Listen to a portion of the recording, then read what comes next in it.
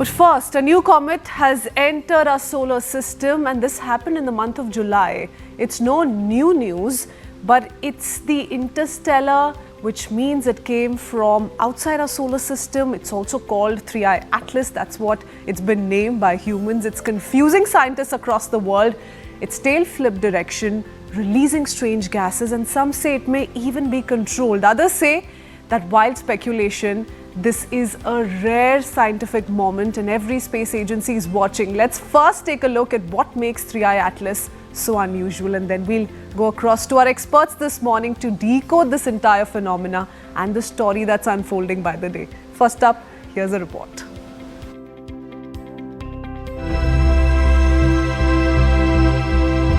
In July 2025, astronomers in Chile spotted something strange cutting across the night sky, a faint, fast-moving object that didn't belong here. They named it 3I Atlas, the third interstellar object ever discovered, meaning it came from outside our solar system. This visitor has since become one of the most mysterious and debated finds in modern astronomy. NASA says 3I Atlas travels on a hyperbolic path, an open curve that means it will never return once it leaves. It is racing through space at over 200,000 kilometers an hour, far too fast for the sun's gravity to hold it. When first seen, it was about 270 million kilometers away from Earth, heading towards the sun. Its closest point, or perihelion, came on October 30th, 2025, inside the Mars orbit. Unlike normal comets, 3I Atlas didn't behave by the book. Early photos showed an anti-solar tail, a gas jet strangely pointed toward the sun instead of away from it. By September, the tail flipped direction. Some scientists said this could mean simple gas pressure. But a Harvard astrophysicist suggested something more, a controlled movement. In a new paper, Avi Loeb argued that if the anti-tail acted like a braking thrust, this flip could be technosignature, evidence of deliberate steering. Loeb's theory quickly caught fire. The trajectory of this object is very peculiar. It actually lies in the orbital plane of the planets around the Sun, within 5 degrees or so. And that is a coincidence that has a chance of 0.2%. He wrote that the comet's changing tail, nickel-heavy gas cloud and missing dust plume could point to something unnatural, maybe even an alien aircraft slowing down to enter the orbit. NASA and the International Asteroid Warning Network dismissed the alien idea, confirming the comet poses no threat to Earth. But they admit its chemistry and motion are unlike anything seen before. It's irresponsible science. This is just coincidence, the path that it comes through the solar system. There's a perfectly natural explanation for this. It is behaving like a regular comet, and the comet is just one of these primordial building blocks of planets made of dust and ice, and when it gets closer to the sunlight warms up the ice, and then it goes directly from a solid to a gas and pushes the dust off. 3I Atlas contains compounds that scientists didn't expect.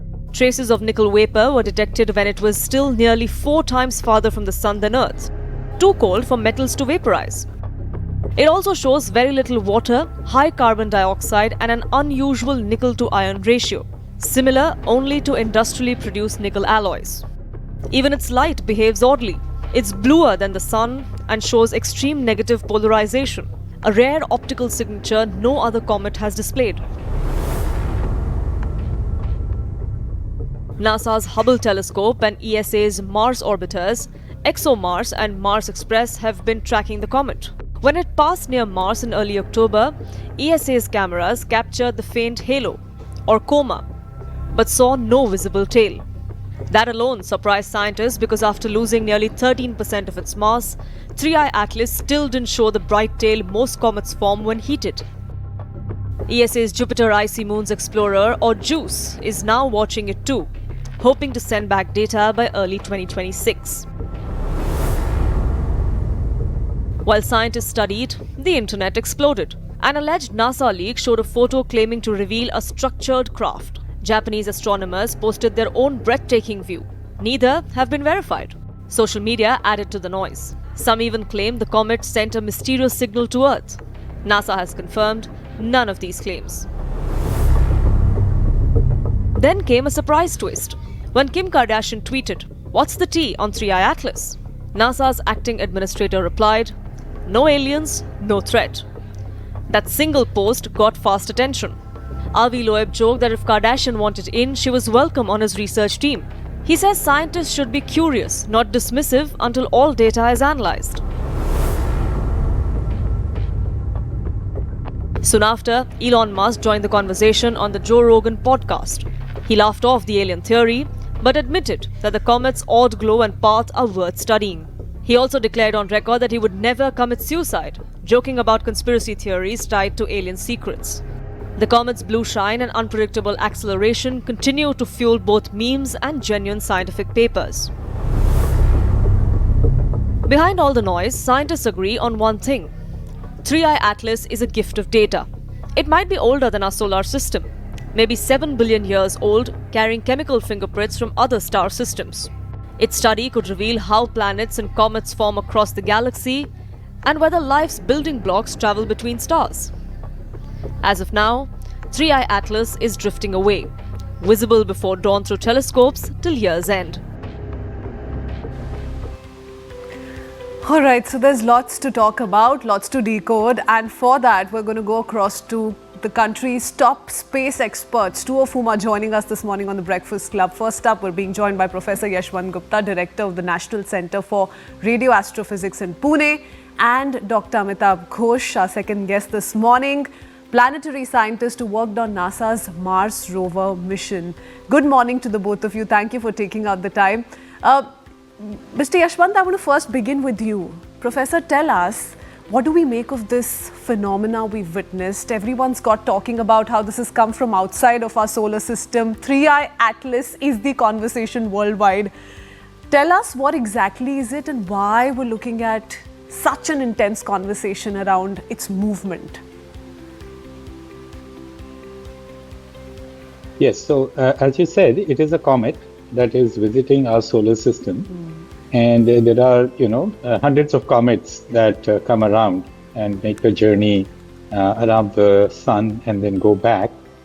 But this is unusual because all the evidence points to the fact that it is not coming from within our solar system. So most of the comets, they originate from what is called the Oort's cloud, which is a cloud of, big particles, which is located within our solar system.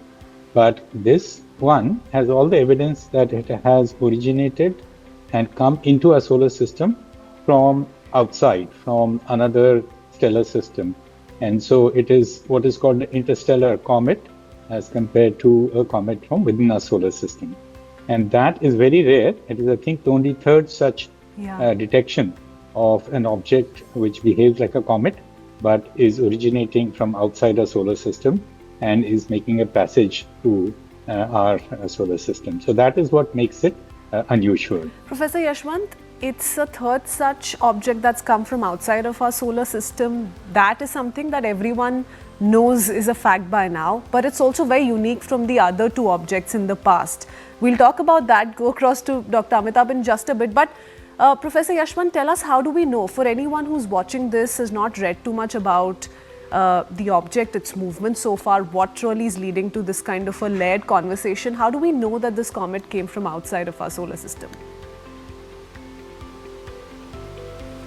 Yes, so there are a couple of different things that distinguish it back. One is the way it moves, and you can calculate those trajectories, the speed with which it is coming, and how it's going to move around and then go back. So that orbit can be worked out, and from that orbit you can then show that this is not originating from the Oort's cloud, which is the local source of comets. The other thing that also makes a difference or gives a clue is the composition of the comet, and in this case from the analysis of the ejecta, that is outgassing that or detection of elements, it is being concluded that the composition of this comet is different from the typical solar system comets coming from the Oort's cloud. And so both of these things suggest a origin of interstellar origin that is coming from outside our solar system.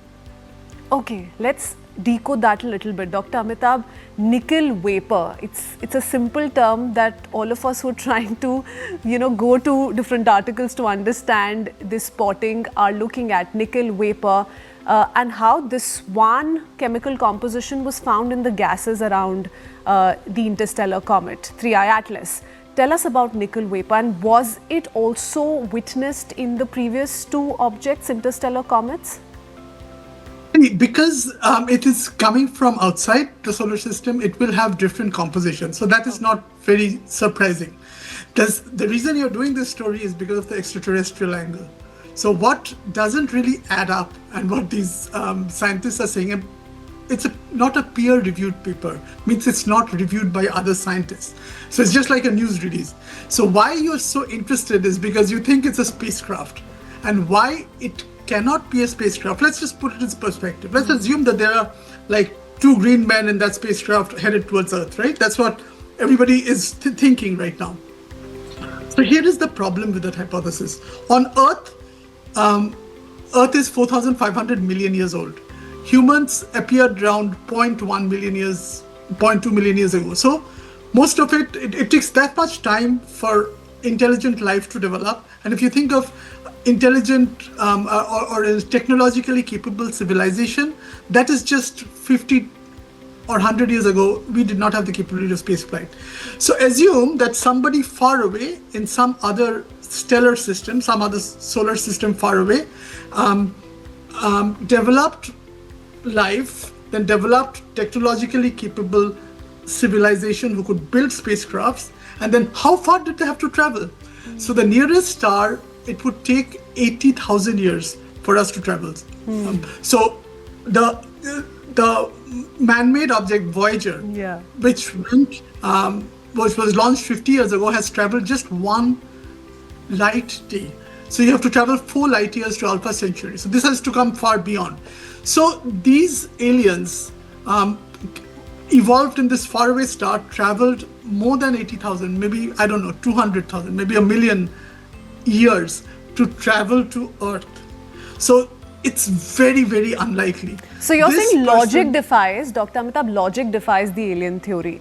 But what do you make of these 2-3 things that have been spoken of by those who are substantiating it or linking it to that particular theory? Right. One is, of course, the non-gravitational acceleration, and then the unexpected tail structure, the brightening aspect, how is it bluer than the sun? What do you make of all of these observations? That simply means it's not something produced in our solar system. Why does it have to entail alien life? Say you see something across from your window. It does not resemble something that you see every day. But that doesn't mean that that's an extraterrestrial. That doesn't mean little green man.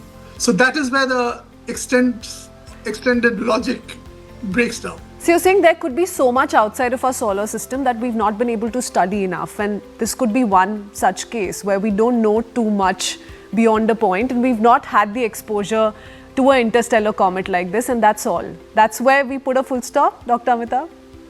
No, there has been extraterrestrial objects. So that's the way our solar system works. See, everything in our solar system mostly is formed within the solar system. It's recycled. The iron in your hemoglobin in your blood is formed by a star which existed at the place of our star maybe 8 billion years ago. It was not produced by our star. So we are stardust. Everything that we are made up of are made from material that exists within our solar system. Very few objects, and there has been interstellar grain spottings like 30, 40 years ago. You regularly find these in meteorites. So there are remnant minerals which come in from other systems. It is very normal. So here, they've just made it sensational by saying that, well, the light of the direction of the comet tail faces to the sun, therefore it must be a spacecraft trying to do it. That is the only evidence they have.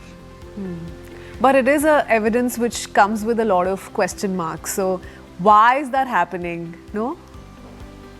Well, it may be a reason, but see, Carl Sagan said, extraordinary hypotheses require extraordinary evidence.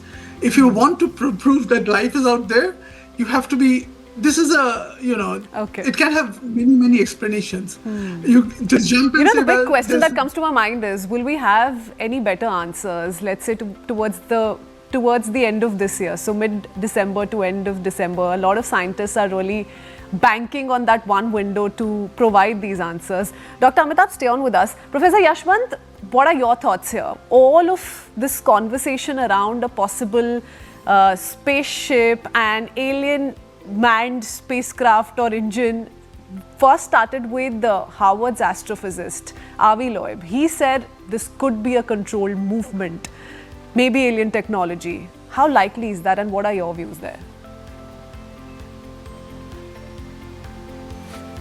Yeah, no, there were some interesting conjectures made in the early days when the comet was first sighted, that there are certain behavioral patterns which are thought to be not normal for comets.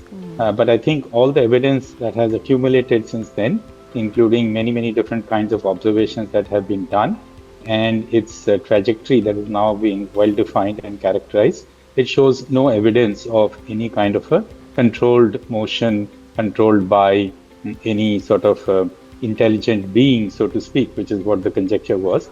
It is the motion that is what you would expect from a natural phenomena for an object having a hyperbolic orbit.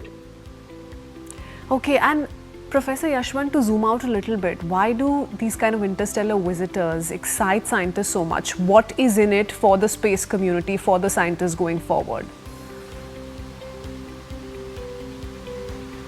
Yes, so for the astrophysicists, what is interesting is that this will have composition which need not match with the typical composition that comets of our solar system have.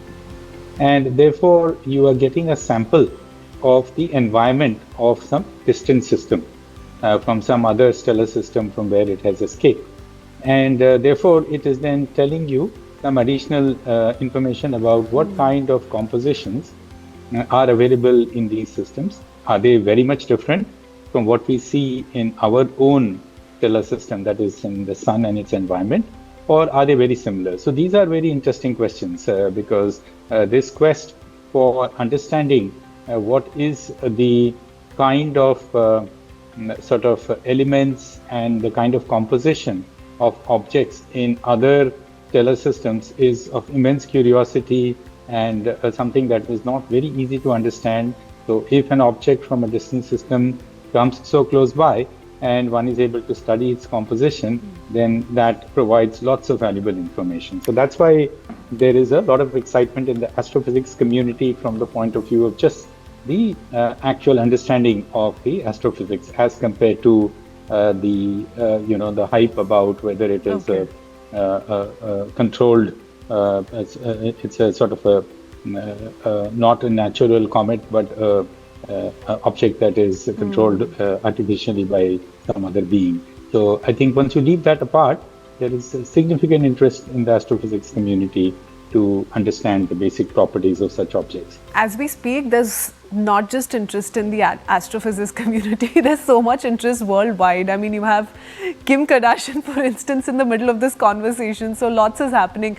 Dr. Amitabh, let's talk a little bit about the movement.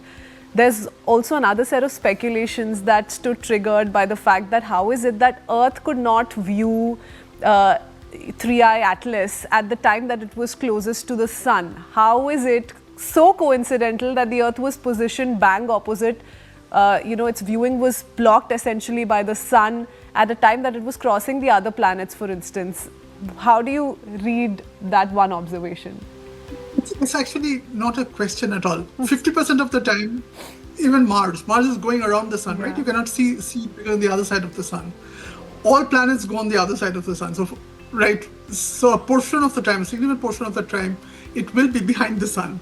So there's no mystery. I mean, they're making it sound like a mystery, but there's a very simple explanation. I think the real scientists are really caught on the search of life on Mars. They found organic compounds on Mars, 12-chain organic compounds, and there is possibly a chance of life in under the satellites of Jupiter and Saturn.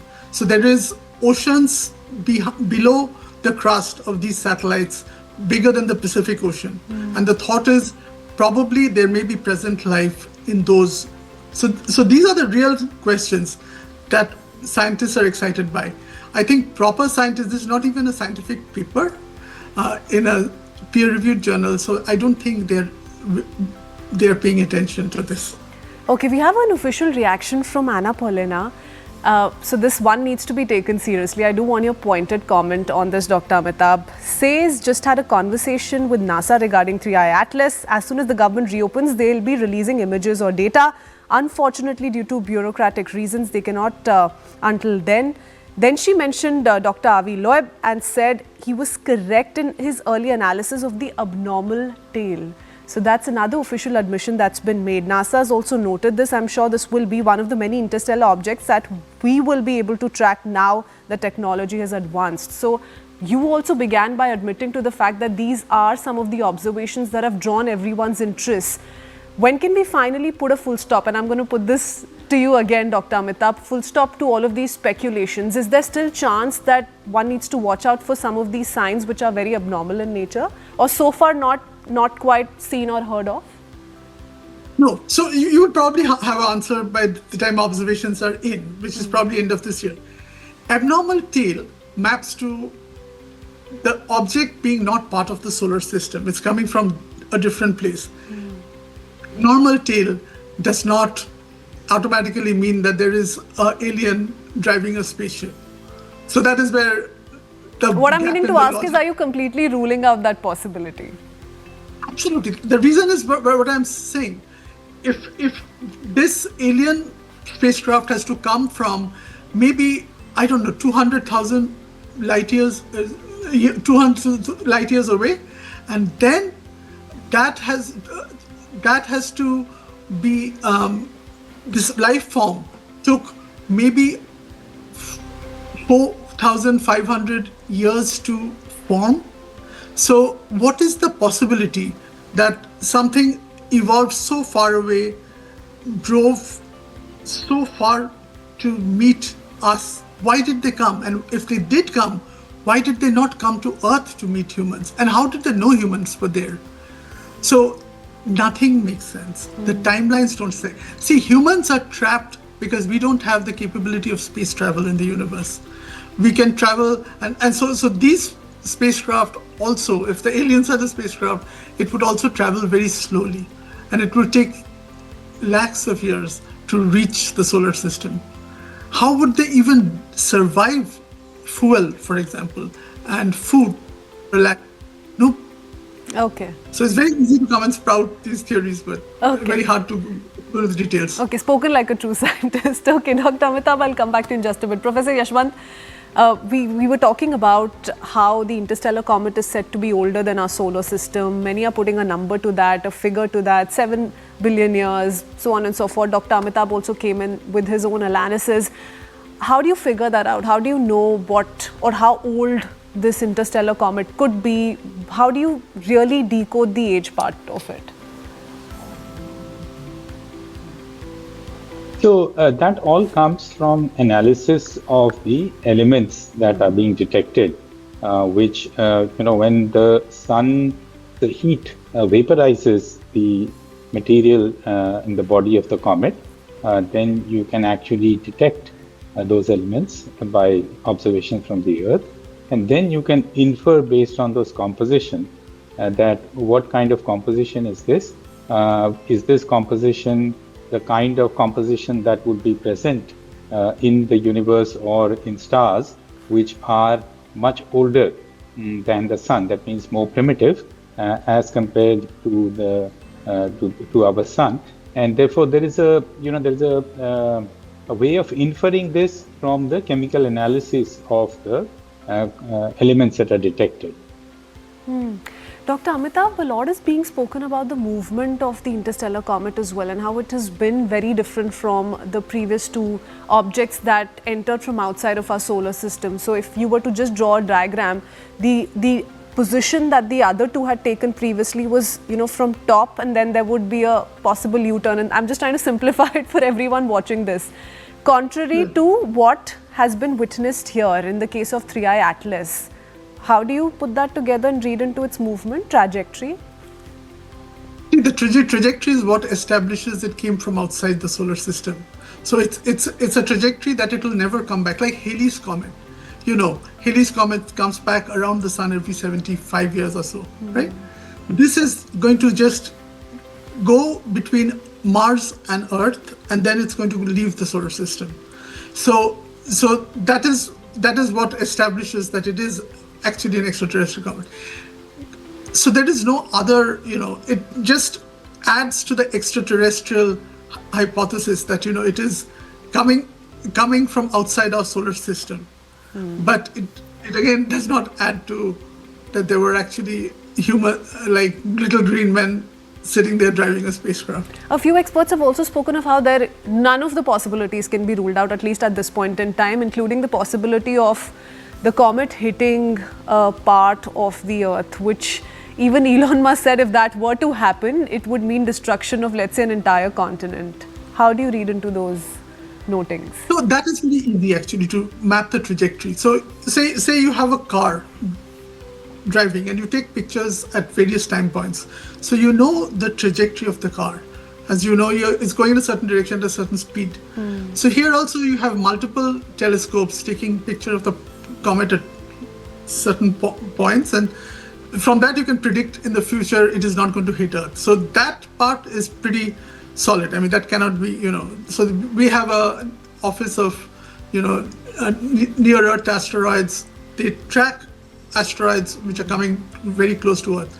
So that part is pretty solid, that analysis, and that part is not that difficult. It just needs to, different telescopes are taking measurements of the position and speed and direction of the planets, and so they can easily forecast where is it going to go, and it's not going to hit Earth. Okay, Dr. Amitabh, again, I'm going to try and simplify something we've heard of from Avi Loeb as well, Professor Avi, who spoke of how there needs to be a little bit of a reduction in the comet's mass. So if it were not to reduce by 13% or 20%, especially given the speed at which it's moving, etc., there were certain gases to be released. If all of that doesn't happen, then it's a worrying sign. That could also mean, some sort of an alien concept technology could be attached to this entire phenomena. Would you agree to that? Should there be a reduction in the total mass over a period of time? Ideally, if it was coming from the Oort cloud, then you have a lot of volatiles, which means carbon dioxide, ice, whatever. But if it is not coming from the Oort cloud and is coming from outside, maybe those compounds have already been vaporized. So it is not necessary that they will again, that those compounds may not be there in the first place. So that does not say much about any extraterrestrial life. It just says that it is a different type of comet which was formed outside our solar system, and so it has different attributes and characteristics. Okay. Professor Yashwant, the conversation online is turning out to be bizarre by the day, and that's what's also leading people to read more and more about 3I Atlas. NASA scientists have dismissed the alien theory in its entirety, but there is a lot of online frenzy, lot of conversations happening. Some also say it's a distraction from other serious issues like the Epstein files. What are your thoughts there? Well, I don't want to go into whether people are using this as a way to distract from other more important or serious earthly matters, but I think the basic idea of the possibility of any kind of interaction with an alien being is something that excites all of mankind. And therefore, if there is any possibility that such a thing could be happening, then you can imagine that that would draw significant attention, and that if that really is the case, it would definitely, beat all the other things happening on the earth in terms of gathering attention, especially in social media and so on. But I think once that possibility has now been discounted by the scientific observations of the object, then I think it's just, I don't know whether somebody is then still wanting to use it to distract attention from something else. But as far as the core astrophysics community is concerned, there is an object. It is not something which is an alien spacecraft or an alien-driven object. It is a natural phenomena, and that natural phenomena has its own interest to be studied because it is coming from a different stellar system. Okay. Dr. Amitabh, we'll wrap up this conversation, but before we let you go, one last question to you to, really clear the air. If you were to give a number in terms of percentage, on what are the chances, even if it's 0.01%, that this could be a controlled movement, would you give a number to us this morning? Well, 0 followed by a million zeros and then a 1. Okay, Dr. Amitabh, thank you so much for really simplifying this story for us. Thank you, Professor Yashwant, for joining us this morning.